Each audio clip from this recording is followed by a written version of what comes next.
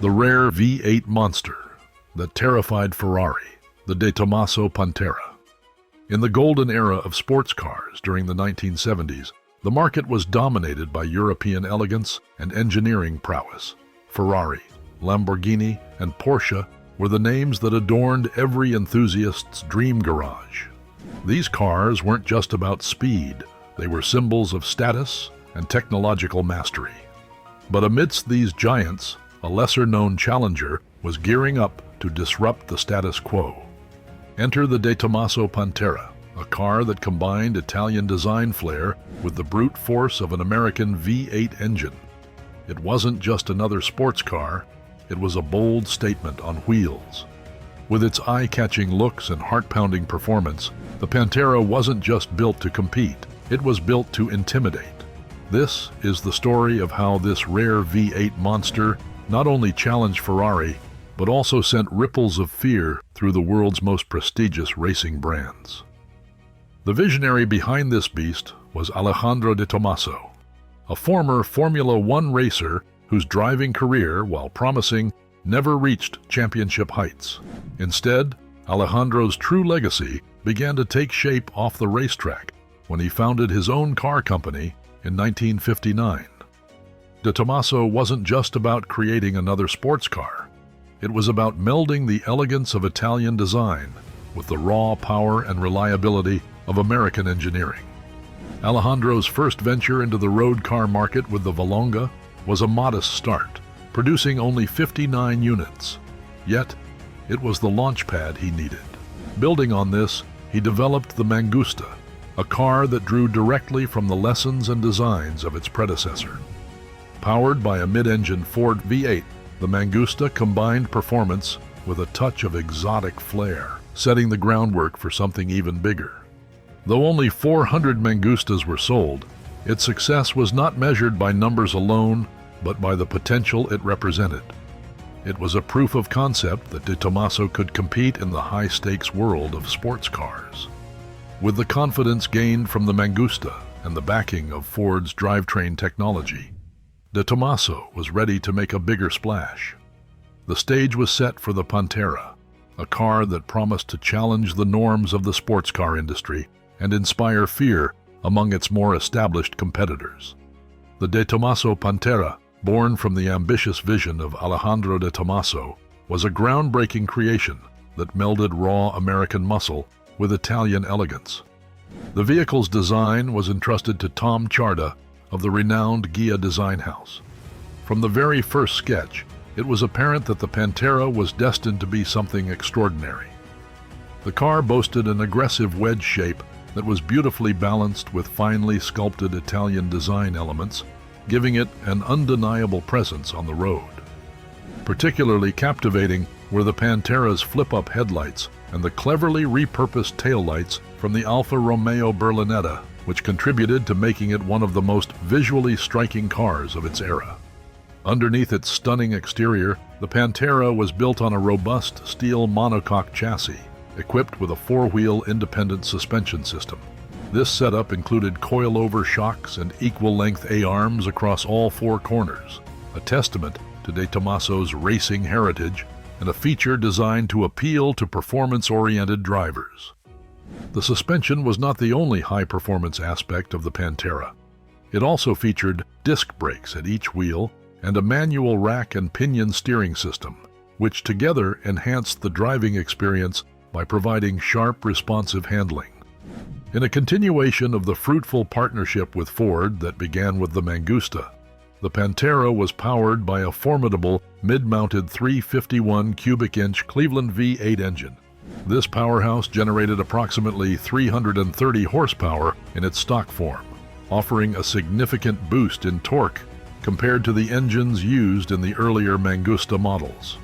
Weighing in at just around 3,150 pounds, the Pantera's power-to-weight ratio made it a formidable competitor on the global stage. It could sprint from 0 to 60 miles per hour in just 5.5 seconds, and with a 5-speed transaxle, it could achieve a top speed of about 160 miles per hour. The Pantera also boasted impressive quarter-mile times, clocking in the high 13 to low 14-second range. When it debuted at the New York Auto Show in 1970, the Pantera immediately became a sensation. With a launch price of just under $10,000, it offered incredible value, costing roughly half as much as its contemporary, the Lamborghini Miura, despite sharing the same wheelbase. This price point, combined with its striking looks and formidable performance, made the Pantera not just a beautiful sports car, but an excellent investment. This blend of style, power, and affordability helped the De Tomaso Pantera become an iconic symbol of the 1970s automotive scene, capturing the hearts of car enthusiasts and challenging established norms in the sports car industry. When the first De Tomaso Pantera arrived in America in 1971, it found its home in Lincoln and Mercury dealerships, rapidly capturing the attention of American consumers. Within its first year, over 1,000 Panteras were sold stateside, complemented by another 300 internationally. However, despite the initial sales success, the early Panteras were not without their issues. Echoing the sometimes turbulent Italian sports car tradition, these hand-built machines were superb but not flawless. For a $10,000 price tag, which was a significant investment at the time, buyers and Ford, whose dealerships were selling the cars, expected perfection. Acknowledging the need for higher quality control, Ford took decisive action. By acquiring an 84% controlling stake in De Tomaso, Ford initiated a comprehensive overhaul of the production process. This move aimed to tighten up the car's build quality, particularly focusing on aspects like panel gaps and overall finish. This intervention helped pave the way for the Pantera's long production run of over 2 decades, during which numerous variants and updates were introduced to keep the model fresh and competitive. In 1972, the Pantera received several tweaks, the most notable being the introduction of a larger camshaft from the Ford 428 Cobra Jet, enhancing its performance. Adjustments were also made to lower the compression ratio to comply with emerging emissions regulations, alongside a new set of more efficient exhaust manifolds. Despite these changes, the car retained its original small bumpers until later that year. From late 1972 through 1974, the Pantera evolved into the Pantera L Lusso, which featured U.S. crash test compliant bumpers. While these bumpers altered the car's sleek lines, they were integrated well enough to maintain its striking appearance. The power output for the U.S. market versions dropped to 265 horsepower, but the interior received a welcomed upgrade, including a new dashboard and the distinctive gated shifter that became a fan favorite. The Pantera L also boasted numerous quality-of-life improvements that significantly enhanced the driving experience beyond just raw speed. These refinements were enough to earn it the title of Rod and Track's Import Car of the Year.